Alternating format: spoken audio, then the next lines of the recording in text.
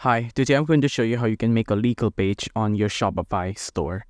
So first thing first, once you're on your Shopify admin dashboard, go to online store and then go to pages. We want to make the legal page first.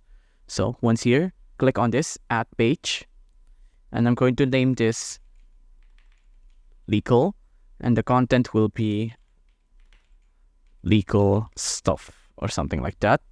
And then I'm going to save. Now we have this page created. Now we need a way for customers or ourselves to access this page. So go to navigations and on main menu, press this button, add menu item.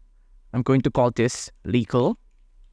And on this search bar here, type in legal as well, pages, and then legal, and then add.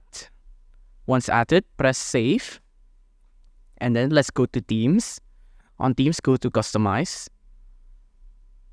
And as you can see, now there's a new menu item added here. Let's click on that. And this is your new legal page. We can add a new policies here by going onto template and then pressing add section. And on section, you can add something like rich text or image with text to write in your legal policies. So if you want to write in your legal policy, just write legal or something like that. Just write in your policy or whatever. You can delete this button if you don't like it. And then this is where you would write your legal policies and other legal stuff.